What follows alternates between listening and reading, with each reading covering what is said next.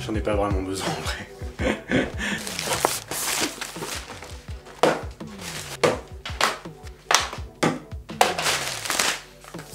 Alors, esoméprazole, un comprimé par jour pendant 7 jours. Kétoprophène, 5 jours, un matin, un soir. Dafalgan, toutes les 4 heures, dès qu'on a mal. 3 boîtes. Bétadine pour la désinfection. Compresse, une sur chaque cuisse. Pansement, un sur chaque cuisse, pendant 7 jours. Tout ça, c'est le traitement que j'ai à suivre pendant à peu près une semaine pour me guérir de mon accident de trottinette qui m'est arrivé avant-hier. Et ça aurait pu être pire, bien pire. Avant de vous expliquer comment ça s'est passé, je vais revenir un peu en arrière et vous donner un peu de contexte. Mais d'abord, je vais m'asseoir parce que je vais pas tenir la vidéo entière debout, ça c'est sûr.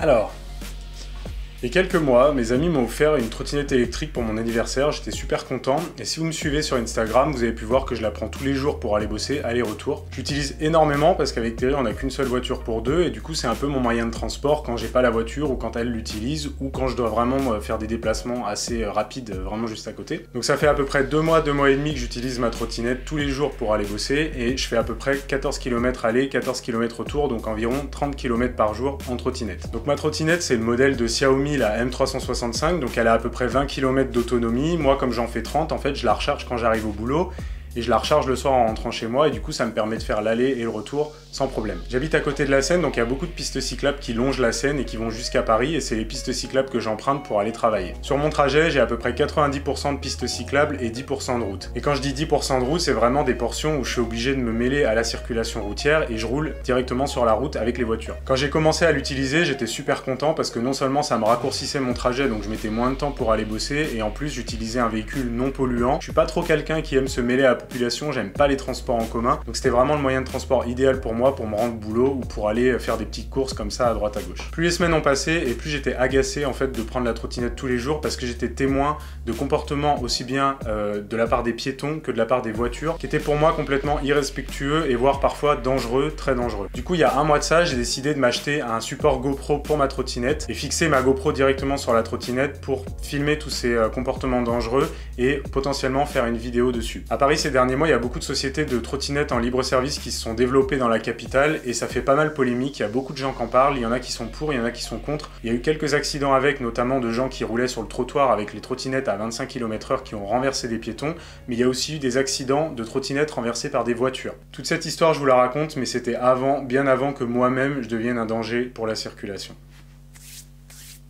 Mon accident, il est arrivé avant-hier et j'ai eu beaucoup de chance de m'en sortir. J'ai pas mal hésité avant de sortir cette vidéo, je me suis posé pas mal de questions et au final, si je peux partager mon expérience et vous raconter comment ça s'est passé, quelles erreurs j'ai commises, je pense que ça peut peut-être vous faire réfléchir et potentiellement sauver des vies. Donc, comme je vous le disais, ça fait à peu près 2 mois que je prends la trottinette et ça fait 1 mois que j'ai mis la GoPro sur la trottinette et que je filme mon trajet au jour le jour, et j'ai assisté à pas mal de comportements dangereux de la part de piétons comme de la part de voitures. Cette vidéo, si je la fais, c'est aussi pour partager mon ressentiment en tant qu'utilisateur de trottinette, et je pense qu'il y a beaucoup de vélos qui connaissent les mêmes situations, et dans l'ensemble, j'aimerais que tout le monde prenne conscience qu'on habite tous dans la même ville et qu'on a tous des moyens différents de se déplacer, que ce soit piéton, vélo, trottinette, voiture, personnes à mobilité réduite avec les petits trucs électriques là, j'en ai vu et je pense qu'effectivement il y a des comportements qui doivent changer de la part de tout le monde. Donc comme je vous le disais, sur mon trajet il y a 90% de pistes cyclables et 10% de route. Sur ces 90% de pistes cyclables, il y en a 50% que je fais en banlieue et il y en a 50% que je fais dans Paris intramuros. Au niveau des 10% de route, ça se découpe de la même façon, 50% en banlieue, 50% à Paris. Et les comportements sont assez différents entre Paris et la banlieue. Alors en ce qui concerne les voitures, j'ai assisté à des comportements plus dangereux en banlieue qu'à Paris. En général, les gens à Paris sont plus conscients et plus prudents, ils savent qu'il y a des piétons, des trottinettes et voilà, différents moyens de transport, et en général ils conduisent plus prudemment. En revanche, en ce qui concerne les piétons, il y en a beaucoup plus à Paris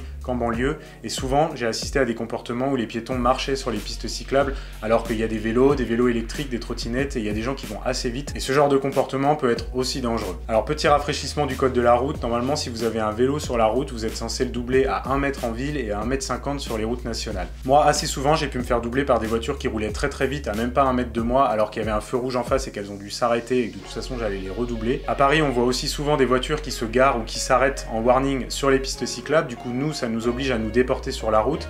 Et parfois, c'est dangereux parce qu'il y a de la circulation, il y a des voitures qui vont assez vite. J'ai aussi vu des 2 roues motorisées parfois rouler sur les pistes cyclables à contresens très rapidement et quand on leur fait signe, ils s'en foutent. Un matin, j'ai même eu un camion Ben qui a perdu un gros carton vide heureusement sur la route et je l'ai esquivé au dernier moment. Et en ce qui concerne les piétons, il y a beaucoup de gens qui regardent leur téléphone en marchant et qui traversent les pistes cyclables sans même s'en rendre compte, ou alors qui changent de direction au dernier moment et qui traversent la piste cyclable sans même s'en rendre compte aussi. Et nous, on est obligé de les éviter, sachant qu'on roule à une certaine vitesse, aussi bien les vélos que les trottinettes. Voilà, ce genre de choses, ça peut être dangereux. Quand je vous raconte tout ça, je me sens un peu mal parce que c'est le thème de la vidéo que je voulais faire à la base, mais que je vais pas faire finalement parce que bah voilà, je me suis rendu compte que moi aussi je pouvais faire des erreurs. On a tous l'impression qu'on est les meilleurs conducteurs du monde, et en fin de compte, un moment d'inattention, et souvent c'est dans ce cas-là que... Et souvent, c'est dans ces cas-là que l'accident arrive, et moi, c'est dans ce cas-là que l'accident est arrivé. Donc jeudi soir, j'avais un pot au travail pour le départ d'un collègue, et j'avais un peu bu, j'avais bu 2-3 bières, je savais que je devais rentrer en trottinette comme je le faisais tous les soirs.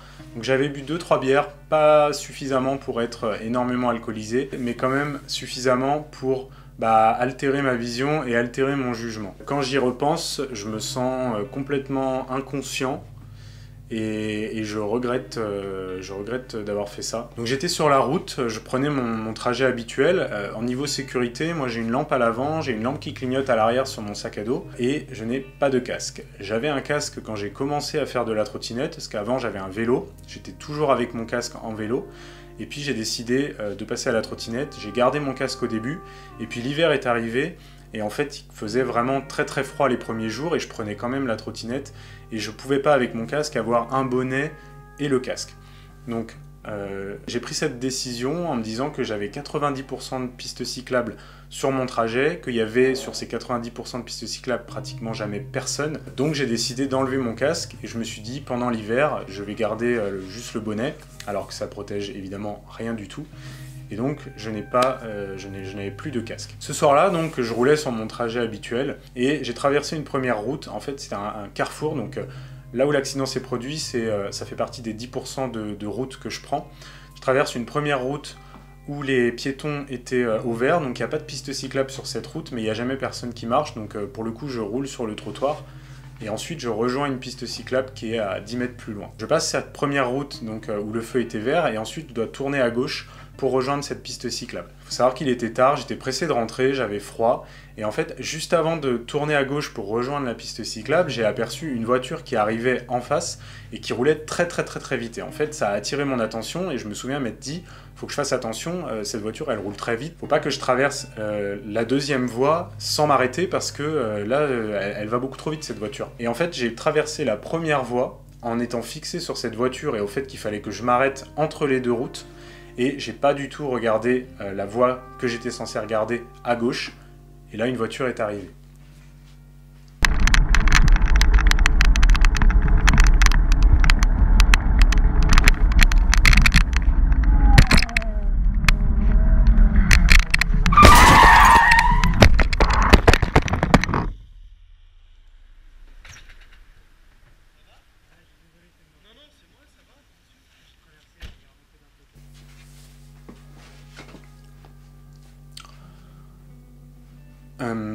Donc c'était vraiment une erreur d'inattention. J'ai été percuté de plein fouet sur le côté, sur la hanche. J'ai rebondi sur le capot de la voiture et j'ai fini ma chute par terre en roulant je sais pas combien de fois.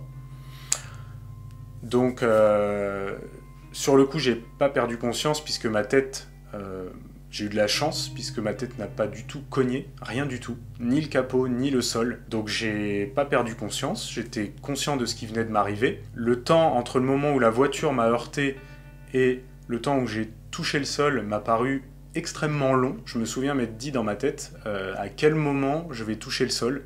J'avais l'impression que j'étais toujours sur ma trottinette alors que j'y étais plus, elle a été éjectée, je sais pas de quelle manière, un peu plus loin. moi j'avais l'impression que j'étais toujours cramponné à mon guidon et que voilà, j'étais en train de me dire mais quand est-ce que je vais toucher le sol? Et en fait c'est arrivé, j'ai eu l'impression de voler pendant 5 secondes alors qu'en fait ça s'est passé très très vite, mais je sais pas, là, le temps a été un peu allongé, je ne sais pas pourquoi. Le contenu de mes poches, alors que mes poches étaient fermées par des boutons, a été projeté à plusieurs mètres, donc j'avais mes clés qui étaient d'un côté, j'avais mon portefeuille qui était de l'autre côté, donc c'était assez bizarre. Et une douleur à la hanche évidemment très très forte, pas super forte à ce moment-là, puisque ensuite ça s'est aggravé avec le temps. Il faut savoir qu'à ce moment-là, on a une adrénaline, on est pris par le choc et on a une adrénaline dans le sang qui fait qu'on sent pas encore tous les endroits où on a cogné, où on s'est fait mal. Donc moi j'ai des égratignures sur les deux côtés, principalement du côté où la voiture m'a frappé, et j'en ai de l'autre côté parce que j'ai heurté le sol probablement de l'autre côté. La première chose dont je me rappelle en fait, après le choc, c'est la personne sortant de sa voiture, puisque du coup je faisais face à la voiture allongée sur la route. Et la première chose dont je me rappelle, c'est la personne sortant de sa voiture, le visage complètement paniqué. Et la première chose que j'ai dit, c'est « Je suis désolé, c'est entièrement de ma faute, j'ai traversé au rouge ». Et c'était le cas, j'avais traversé au rouge. Ce que je ne faisais pas, en plus tous les jours, je ne faisais pas ça, je ne traverse pas au rouge, surtout sur des carrefours comme ça où c'est très dangereux. J'attends toujours que le feu piéton passe au vert pour traverser en même temps que les piétons, ou si je suis sur la route, je traverse en même temps que les voitures. Et là, ce soir-là, j'ai commis la seule erreur, je dirais, de passer au rouge, et ça m'a frappé.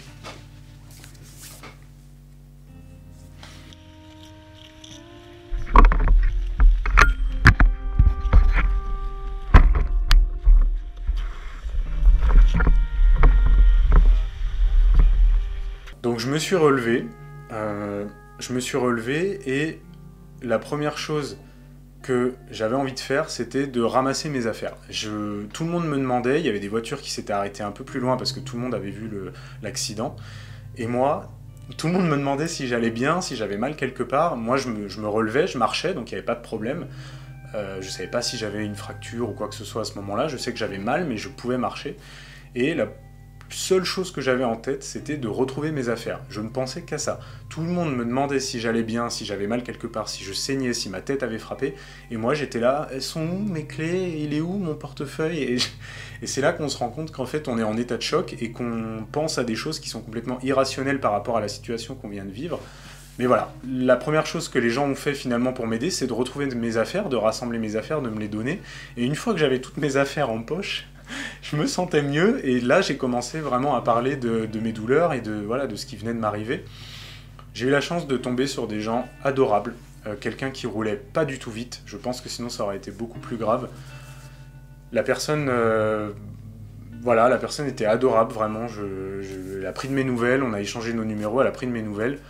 Je suis pas allé à l'hôpital le soir même, puisque j'arrivais à marcher, j'arrivais à me baisser, à faire des mouvements avec mes jambes, etc. La tête avait pas cogné. À partir de ce moment-là, j'ai décidé de pas aller à l'hôpital le soir même et de rentrer chez moi et d'aller me reposer, de vérifier les plaies que j'avais, etc. Donc on a échangé nos numéros avec le conducteur qui m'a ramené chez moi et je suis allé me coucher. J'ai eu beaucoup de mal à m'endormir ce soir-là parce que forcément je repensais à la situation, à comment ça avait pu arriver. Je m'en voulais énormément, j'étais vraiment rongé par les remords parce que j'avais l'impression d'avoir fait une erreur et que voilà, ça me tombe dessus. Lui, il était dévoré aussi par le stress, il avait peur que ce soit plus grave. Donc j'ai un peu gâché la soirée de ces gens-là par mon erreur et moi j'ai failli gâcher ma vie quelque part par cette petite erreur. Je me suis réveillé vers 3 h du matin où j'ai senti vraiment que j'avais une grosse douleur au niveau de la hanche. J'ai essayé d'aller marcher un petit peu, j'ai fait un peu un malaise parce que la douleur remontait, donc forcément j'avais la tête qui tournait, etc. Et à la première heure le lendemain matin, je suis allé à l'hôpital pour faire des radios pour vérifier que j'avais rien. Je suis passé assez vite aux urgences, il n'y avait pas grand monde, j'ai été faire les radios dans la foulée. Une demi-heure après, j'étais fixé, pas de fracture, pas d'os cassé, rien du tout. Donc encore une fois, j'ai eu beaucoup de chance parce que je suis tombé sur quelqu'un qui roulait vraiment à une allure, je dirais, normale, qui a pu me voir à temps pour freiner et je me suis pris en fait la fin du choc. Donc sur le moment ça paraissait quand même assez violent, c'était violent, mais voilà, j'ai eu la chance de tomber sur quelqu'un qui conduisait prudemment, qui m'a vu, et je pense que ça m'a sauvé. Ça m'a sauvé. Donc là, on est 2 jours après l'accident, même pas encore, ça fait pas tout à fait 48 heures, ça fera 48 heures dans quelques heures. Et en fait, hier, j'avais beaucoup de mal à marcher encore, j'étais prêt à aller m'acheter des béquilles pour pouvoir me déplacer parce que j'avais vraiment, je boite en fait, j'ai une douleur dans le muscle. Et en fait, j'ai passé l'après-midi à me reposer, j'ai passé une grosse nuit, donc je me suis couché très très tôt, et j'ai passé la nuit à dormir dans la même position sur le dos, et je me suis réveillé ce matin vers 8 h, et je pense que, sans vous mentir, 70% de la douleur avait disparu.